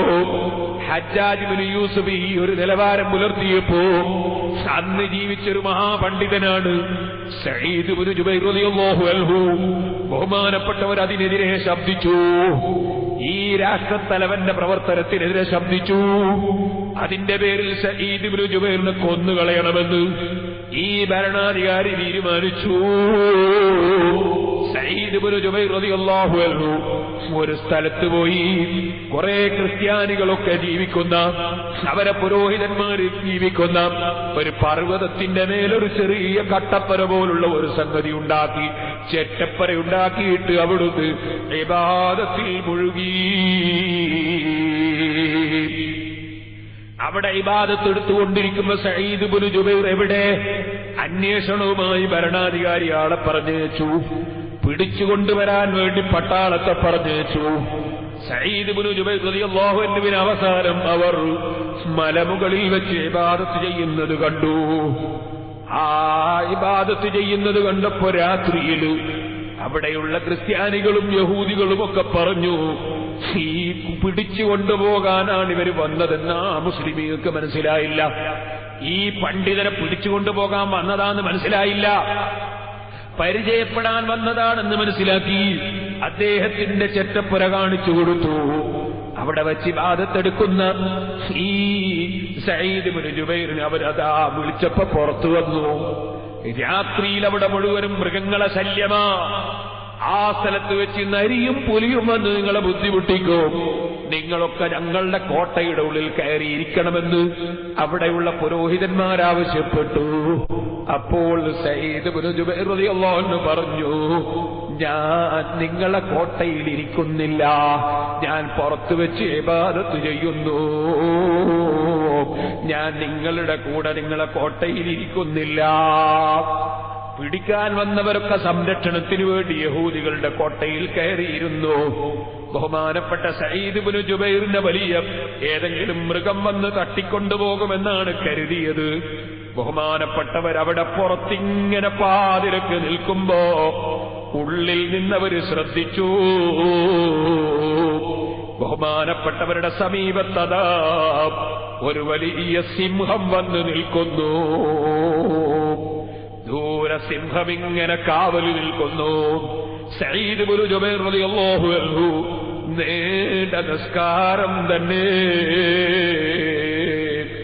തഹജ്ജുദിൽ തന്നെ സുബ്ഹി വരെ സിംഹം കാവലു നിൽക്കുന്നു. അന്നത്തെ നിസ്കാരമൊക്കെ കഴിഞ്ഞ് നേരം വെളുത്തപ്പോ പിടിക്കാൻ വേണ്ടി വന്ന പട്ടാളക്കാര് പറഞ്ഞു, സഈദേ, നിങ്ങളെ ഭരണാധികാരിയുടെ മുമ്പിൽ ഹാജരാക്കാൻ ഓർഡറുണ്ട്. നിങ്ങളുടെ കാര്യത്തിൽ ഞങ്ങൾ പോയി കള്ളം പറഞ്ഞാൽ നിങ്ങൾക്ക് സിംഹം കാവല് നിൽക്കുന്നത് ഞങ്ങൾ കണ്ടു, നിങ്ങളെ ഇബാദത്തും ഞങ്ങൾ കണ്ടു, നിങ്ങളെ ആത്മീയ ശക്തിയും ഞങ്ങൾ കണ്ടു. ഞങ്ങൾ പോയി നിങ്ങളെ കൊല്ലാൻ വേണ്ടി നിങ്ങളെ വിവരം ഭരണാധികാരിക്ക് അറിയിക്കാൻ ഞങ്ങളെ മനസ്സ് അനുവദിക്കുന്നില്ല. പക്ഷേ ഞങ്ങൾ പോയി കള്ളം പറയട്ടെയോ? കള്ളം പറഞ്ഞാൽ രക്ഷപ്പെട്ടാലോ? സഈദ് ഇബ്നു ജുബൈർ റളിയല്ലാഹു അൻഹു പറഞ്ഞു, വേണ്ട, നിങ്ങൾ എന്നെ കണ്ട സത്യം പറഞ്ഞു. അല്ലാഹ് ഖദറാക്കിയത് തടുക്കാൻ ആർക്കും സാധ്യമല്ല. ഞാൻ അല്ലാഹുവിനെ അല്ലാതെ ഭയപ്പെടുന്നില്ല. അവരതാ ഹജ്ജാജിന്റെ വീട്ടിൽ വന്നു, ഹജ്ജാജിന്റെ കൊട്ടാരത്തിൽ വന്നു. സഈദ് ഇബ്നു ജുബൈർ റളിയല്ലാഹു അൻഹു ഇന്ന സ്ഥലത്തുണ്ടെന്ന് വിവരം പറഞ്ഞു. സഈദിനെ പിടിച്ചുകൊണ്ടുവരണമെന്ന് ആവശ്യപ്പെട്ടു. സഈദ് ഇബ്നു ജുബൈർ റളിയല്ലാഹു അൻഹു പിടിച്ചുകൊണ്ടുവന്നു. രാജാവിന്റെ കൊട്ടാരത്തിലേക്ക് കയറി. ബഹുമാനപ്പെട്ട സഈദ് ഇബ്നു ജുബൈർ റളിയല്ലാഹു അൻഹുവിന്റെ അടുത്തിക്കൊണ്ടുവന്ന് നിർത്തി. അതാ ഹജ്ജാജ് വിചാരണ തുടങ്ങാണ്. ചോദിച്ചു, മസ്മുക്ക, നിന്റെ പേരെന്താണെടോ? ബഹുമാനപ്പെട്ടവർ പറഞ്ഞു, സഈദ് ഇബ്നു ജുബൈർ. സഈദ് എന്ന വാക്കിന്റെ അർത്ഥം തന്നെ വിജയി എന്നാണ്, വിജയിച്ച ആള് എന്നാണ്. സഈദ് ഇബ്നു ജുബൈർ. ഉടനെ ഈ ഭരണാധികാരി, ലാ ബൽ ശഖീ ഇബ്നു ഖുസൈർ, നിന്റെ പേര് ശഖീ, പരാജയപ്പെട്ടവനാണെന്നടാ എന്ന് പറഞ്ഞപ്പോ സഈദ് ഇബ്നു ജുബൈർ റളിയല്ലാഹു അൻഹു, സമ്മതിനി ഉമ്മി ബിഹാദൽ ഇസ്ം, എനിക്ക് എന്റെ ഉമ്മ ഇട്ട പേരാ ഞാൻ പറഞ്ഞത്. ഖാല അന്ത ശഖിയ്യുൻ വ ഉമ്മുക്, നീയും പരാജയപ്പെട്ടവനടാ, നിന്റെ ഉമ്മയും പരാജയപ്പെട്ടവനടാ. സഈദ് ഇബ്നു ജുബൈർ റളിയല്ലാഹു അൻഹു പറഞ്ഞു, അൽ ഇൽമു ഇൻദല്ലാഹ്, പരാജയപ്പെട്ടവനാര് വിജയിച്ചവനാര് അതിന്റെ വിവരമൊക്കെ അല്ലാഹുവിങ്കലാണ്. ഹജ്ജാജിന് എന്തെങ്കിലും ഒന്ന് പറഞ്ഞ് ഇദ്ദേഹത്തെ ഒന്ന് പിടിച്ചു കൊല്ലണം, അതിനുവേണ്ടി വേദിയുണ്ടാക്കുകയാ. ഉടനെ ചോദിച്ചു, മാ തഖൂലു ഫീ മുഹമ്മദിൻ സ്വല്ലല്ലാഹു അലൈഹി വസല്ലം, എടാ നീ മുഹമ്മദ് നബിയെ കുറിച്ച് എന്ത് പറയുന്നടാ? ബഹുമാനപ്പെട്ട സഈദ് ഇബ്നു ജുബൈർ റളിയല്ലാഹു അൻഹു ഉടനെ തന്നെ പറഞ്ഞു, നബിയ്യും ബിൽ ഹഖ് വഹാദിൽ ഖൽഖ് ബിസ്സിദ്ഖ് സല്ലല്ലാഹു അലൈഹി വസല്ലം, ഹഖായ നബിയാണ്, സൃഷ്ടികളെ സന്മാർഗത്തിലേക്ക് നയിക്കുന്ന നേതാവാണ് സല്ലല്ലാഹു അലൈഹി വസല്ലം. ഉടനെ ചോദിച്ചു, മാ തഖൂലു ഫീ അബീബക്കർ, അബൂബക്കറിനെ പറ്റി നിന്റെ അഭിപ്രായം എന്താ?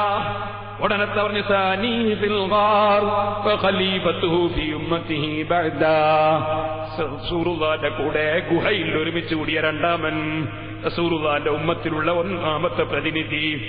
എടോ, വമാ തഖൂലു ഫീ ഉമർ, ഉമറിനെ കുറിച്ച് നിന്റെ അഭിപ്രായം എന്താ? വനാസിറു ദീനില്ലാഹി വമുഈനുൽ ഇസ്ലാം, ദീനുൽ ഇസ്ലാമിനെ സഹായിച്ചവർ, ദീനിനെ സഹായിച്ച് ഉയർത്തിക്കൊണ്ടുവന്നവർ. എനിക്ക് ഉസ്മാനെ കുറിച്ച് അഭിപ്രായം എന്താ? സകിയും മിനൽ ഹറാമി വദ്ദിനാ ഫിൽ ഇസ്ലാമി വഖബ്ല, ഇസ്ലാമിൽ വരുന്നതിന് മുമ്പും ഒരു ഹറാമും സിനയും ചെയ്യാത്തവർ, ഇസ്ലാമിൽ വന്നതിന് ശേഷവും ഒരു തെറ്റും ചെയ്യാത്തവർ. വസ്സഈദുൽ മദ്ലൂമുൽ മുൻഫിഖു അലാ ഔലിയാഇല്ലാഹി ബിമാലി, ഉള്ള പണം അള്ള ഇഷ്ടപ്പെടുന്ന മഹാന്മാരെ പേരിലും അതേ നല്ല കാര്യത്തിലും ചെലവഴിച്ച മഹാൻ, അക്രമപരമായി കൊല്ലപ്പെട്ടു പോയ ഷഹീദുമാണ് ഉസ്മാൻ ഇബ്നു അഫ്ഫാൻ. അലിയെ കുറിച്ച് ഇതിന്റെ അഭിപ്രായം, ബാബുൽ ഇൽമി വ അഫ്ളലുൻ നാസി ഫിൽ ഇൽമി വൽ ഹിൽമി സൗജുൽ ബതൂൽ ഫാത്തിമത അസ്സഹ്റാ സിഹ്റു ഖാതിമിൽ അംബിയാ.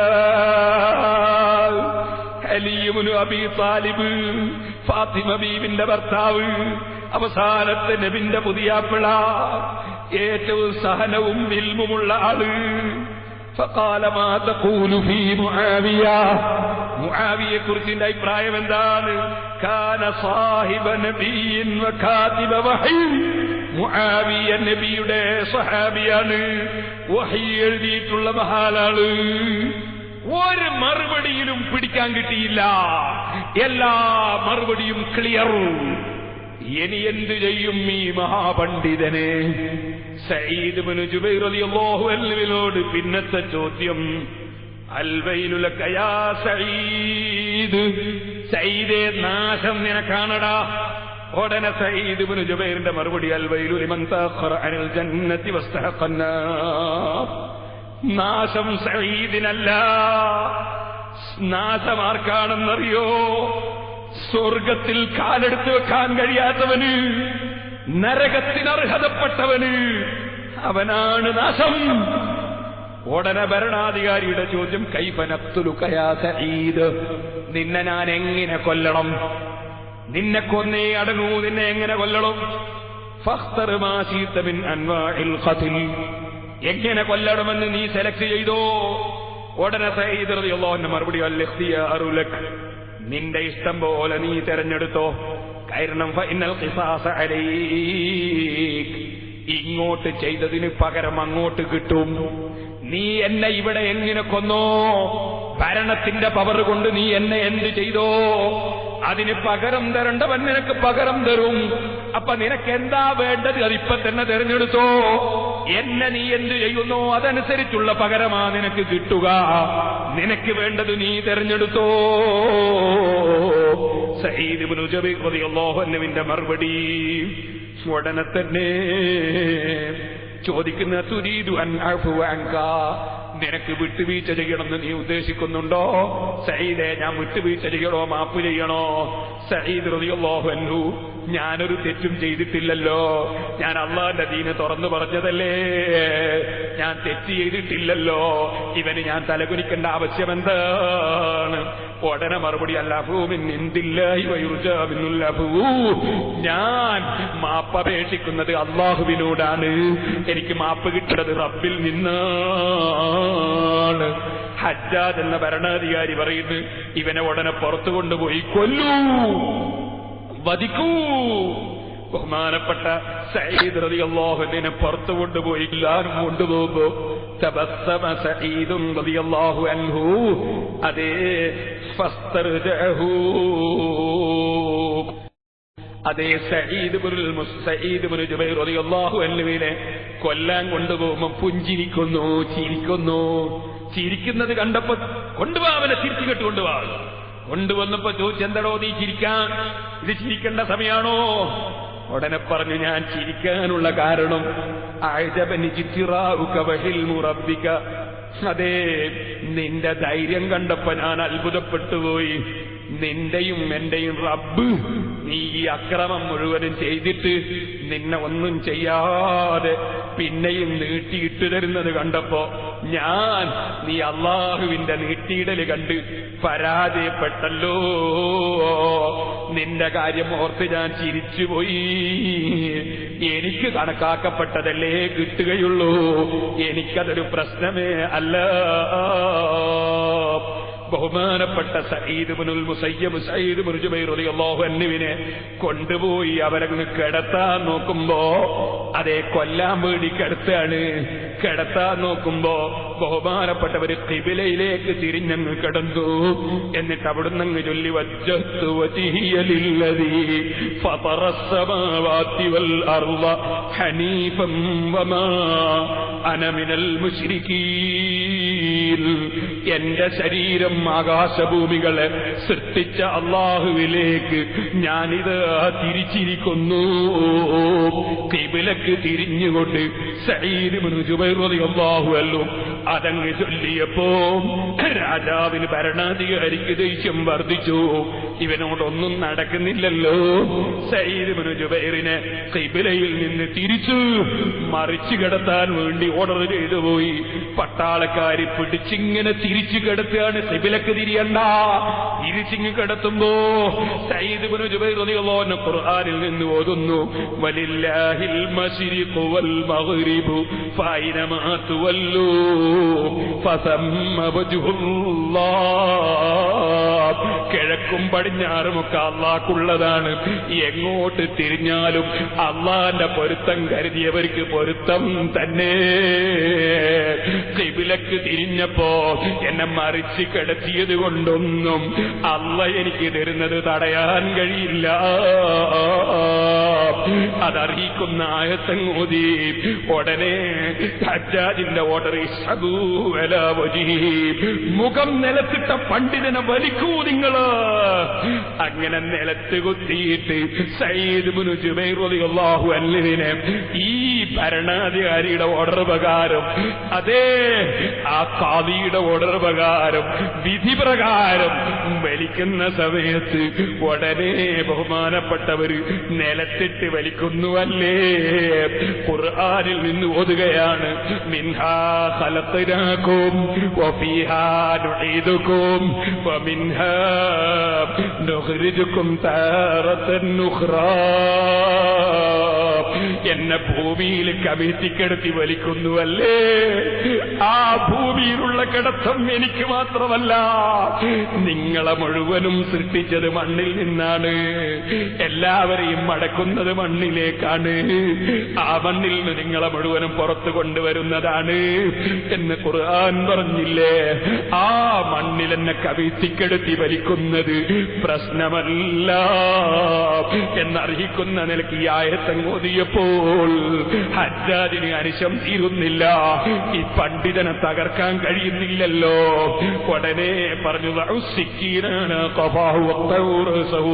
ഉടനെ മുറിക്കടാ കഴുത്ത്.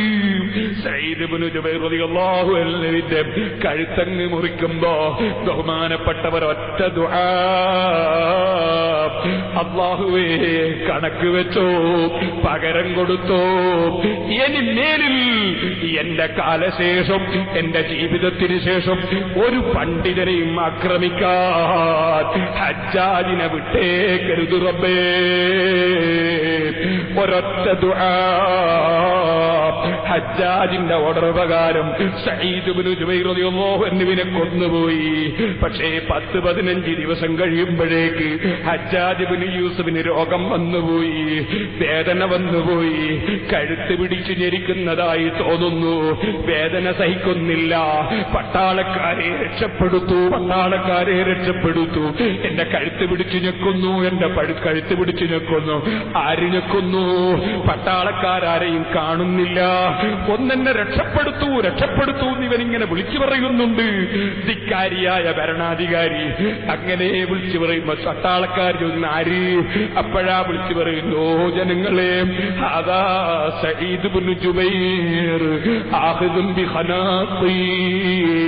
ഒരു 2 ആഴ്ച മുമ്പ് ഞാൻ ഹക്ക് തുറന്നു പറഞ്ഞതിന്റെ പേരിൽ ഒരു പണ്ഡിതനെ കൊന്നില്ലേ? ആ പണ്ഡിതൻ എനിക്കിപ്പോൾ മൗത്ത് ഹാദിറായപ്പോ, എനിക്ക് മരണത്തിന്റെ സമയമായപ്പോൾ ആ പണ്ഡിതനിതാ ഹാദിറായിരിക്കുന്നു, ആ പണ്ഡിതനിതാ വന്നിരിക്കുന്നു, ആ പണ്ഡിതനിതാ എന്റെ കഴുത്ത് പിടിച്ചു വെക്കുന്നു. രക്ഷപ്പെടുത്തൂ പട്ടാളക്കാരെ. വിളിച്ചിങ്ങനെ പറയുന്നതിനിടയിൽ മരണമങ്ങ് സംഭവിച്ചുപോയി. സഹോദരന്മാരെ, ഹക്കിന്റെ മേൽ അടിയുറച്ചു നിൽക്കണം. ഹക്ക് തുറന്നു പറയുന്ന പണ്ഡിതന്മാരുടെ പിന്നിൽ അടിയുറച്ചു നിൽക്കണം.